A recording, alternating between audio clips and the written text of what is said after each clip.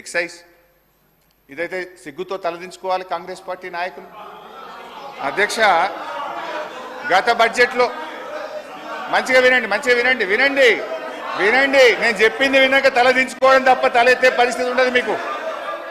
అధ్యక్ష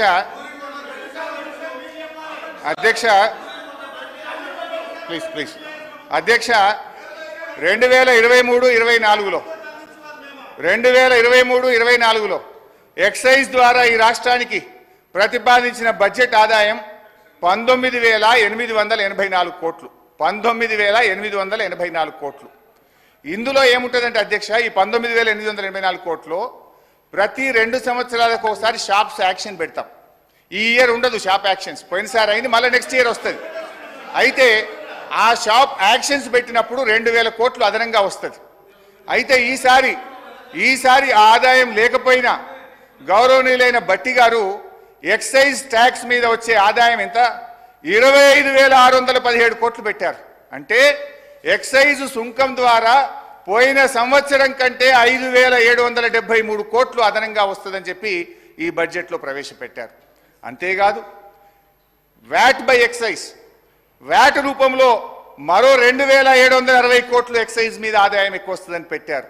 అంటే పోయిన సంవత్సరం కంటే కూడా ఈ బడ్జెట్లో 5,773 ప్లస్ వ్యాట్ మీద 2,000 అంటే 7,773 కోట్ల రూపాయలు గత సంవత్సరం కంటే ఎక్సైజ్ మీద ఆదాయం ఎక్కువ వస్తుందని బడ్జెట్లో పెట్టారు. బడ్జెట్ మీద మొత్తం ఆదాయం ఎంత ఆశిస్తుంది తెలుసా అధ్యక్ష? ఈ ప్రభుత్వం ఎక్సైజ్ అండ్ వ్యాట్ కలిపి 42,049 రూపాయలు ఎక్సైజ్ రూపంలో ఆదాయం సంపాదిస్తామని బడ్జెట్లో గౌరవ ఆర్థిక మంత్రి పెట్టారు. 42,000 కోట్లు. అధ్యక్ష, అంటే గతంలో ఇదే భట్టి గారు ఇదే అసెంబ్లీలో మాట్లాడారు. అప్పుడున్నది 25,000 కోట్ల ఆదాయం, వీళ్ళు 42,000 కోట్లు చేసింది. ఇప్పుడు ఏం మాట్లాడినరో భట్టి గారు ఎక్సైజ్ మీద నేను వినిపిస్తా అధ్యక్ష. అంటే ప్రతిపక్షంలో ఒక మాట, అధికారంలోకి రాగానే మర్చిపోతారు. గ్రామీణ ప్రాంతాల్లో మద్యం సమస్య అత్యంత భయానకంగా మారింది. బెల్ట్ షాపులు పెట్టి జనాన్ని విపరీతంగా పీడిస్తున్నారు.